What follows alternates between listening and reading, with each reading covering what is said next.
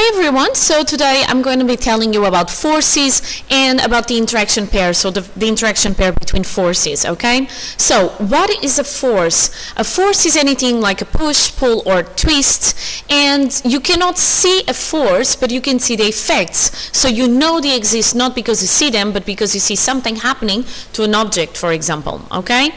Now, a force can change the shape of an object, can change the state of rest or its motion, meaning I can use a force to, break an object, changing the shape, or even change the shape without breaking it. I can make an object to start to move or to stop it using a force, or I can accelerate or decelerate an object using a force, okay? Now, forces can be divided into being contact and non-contact forces, okay? Contact forces are interactions between their objects that touch, so they will only happen upon touching. So this is, for example, when you have any applied force, a spring force, drag, friction, what else? Any of these are contacts. The reaction force, so all of these are contact forces.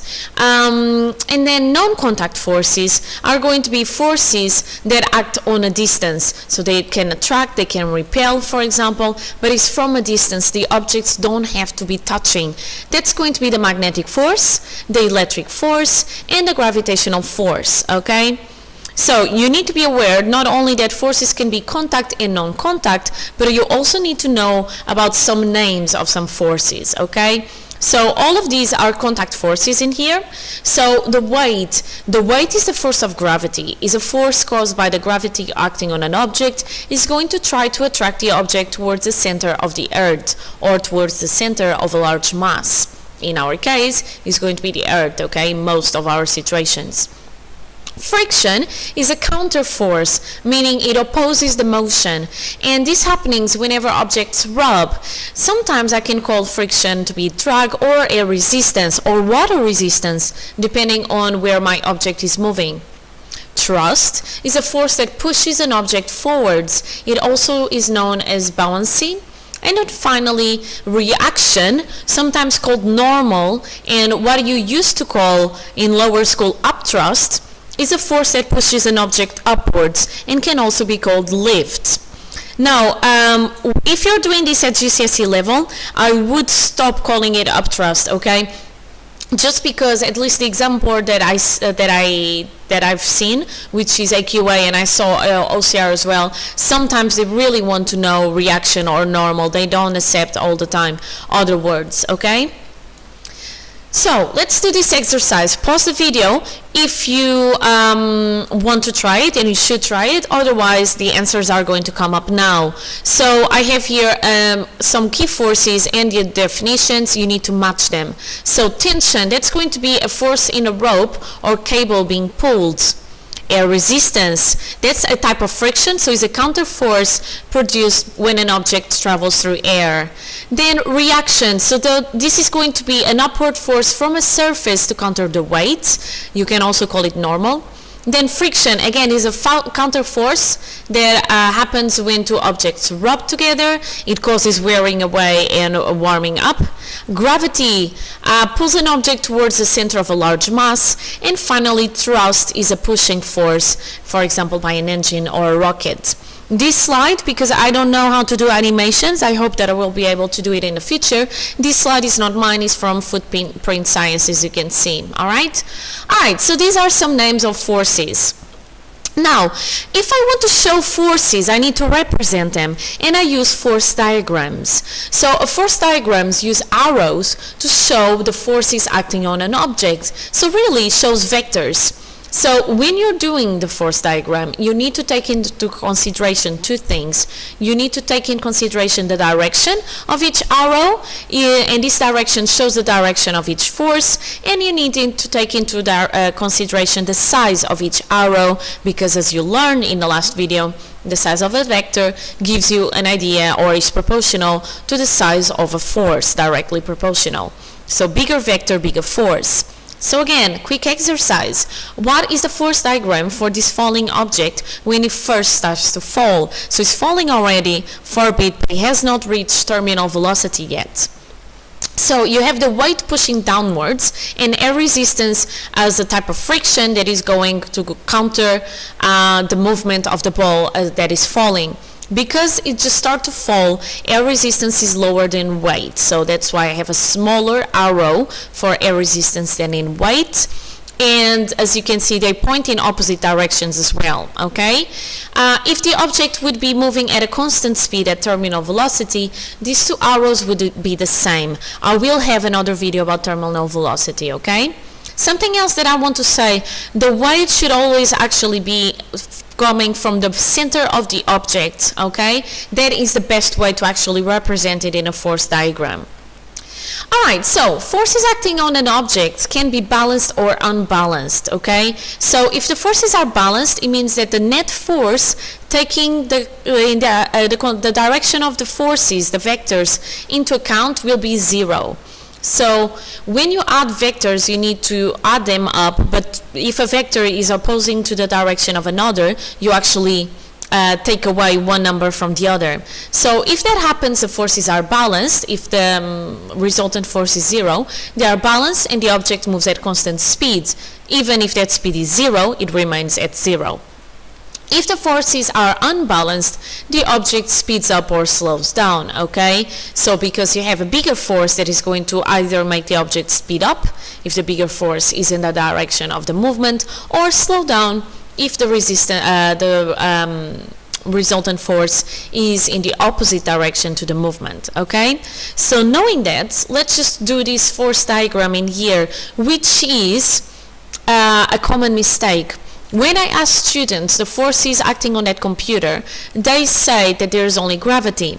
Now, remember that the forces are balanced. So if the forces are balanced, Mel's computer needs to be stationary. If I only have a force, then my forces are not balanced because I only have a force, so the computer will fall or start moving in the direction of that force. So people tell me there is only the weight acting on that computer. But if that would be the case, then the computer would be falling through the table, through the ground, and everything. So it means that there must be force acting in the opposite direction. And that force is the reaction force, okay? If I would not have the reaction force, then my forces would not be balanced and my object would be falling through the table. So whenever you have something on the table or as we stand up on the ground, we do have a counter force for this weight, which is the reaction force, okay? So the computer is pulled downwards by the force of gravity and causes it to have weight. And then the table exerts an equal and opposite force pushing upwards on the computer. And this is called the reaction force, okay? So remember, the forces are balanced, so the computer does not move, all right? Now, let's imagine if gravity would be bigger than the reaction force. It would be something like quicksand. So again, as I told you, the computer would be falling through the table, through the floor, all that stuff. So just think about it. When you have forces, they must be balanced if the object is not moving in any particular direction, or if the object is still moving but at a constant speed, okay? So if you have gravity bigger than the reaction force, again, picking from a common mistake that I see of students answering the questions in my lessons, then you would have something like a situation like quicksand. So quicksand victims, they sink because they can't get enough support or reaction from the sand. So the force of gravity on the victim acting downwards is greater than the upwards force on the sand on the victim, okay? So this is what you would have. So if you look at an object and it's not sinking, you know that you must have a counter force, okay? By the way, if you happen to be caught in quicksand, you should not struggle but flatten yourself on the surface to crawl to a safer place, because as you flatten yourself, you decrease the pressure you're making on the ground, so your force is being kind of spread out, so you can actually more easily find a force that can allow you to crawl up, okay? So a force that can balance that gravity. All right. Another quick exercise. I have here a car moving and I have 5 different forces acting on the car. Pause the video and try to name these forces. Otherwise, here we go. I have thrust going forward, if my computer lets me do this. Thrust going forward. Friction between the tire and the road. I have weight getting my car not to fly, reaction so my car doesn't sink into the ground, and air resistance because my car is also traveling through air, okay? Now, the force of friction and air resistance, if you add them together, they are actually bigger than the force of thrust. So this car would be slowing down, okay, because the net force would not be zero. More force on this, more stuff on this will come in a video, okay? So, family, because you have been talking or you have been listening to me talking about how forces need to counteract, otherwise the object is going to sink through the ground, this is kind of talking about an interaction pair. So, whenever you have some sort of interaction in between objects, you have always two forces, okay? So for example, I have here a ball hitting a bat, and I don't have just a ball hitting the bat making one force, but you also have the bat fighting back the ball, okay? So this is called an interaction pair. Forces on an interaction pair are equal in size, so the force that the ball exerts on the bat or the stick is the same as the force that the stick makes on the ball. Opposite in direction, one goes to hit the stick, the other goes to hit the ball, and acting on different objects. One is the bat that feels the force, the other is the ball that feels the force, okay? And interaction pairs are very important. I like to call them the karma. It's kind of, if you slap someone, you may hurt that person, but you feel the slap in your hand. So if you slap someone with 50 newtons, that person feels 50 newtons, but you as well, equal in size.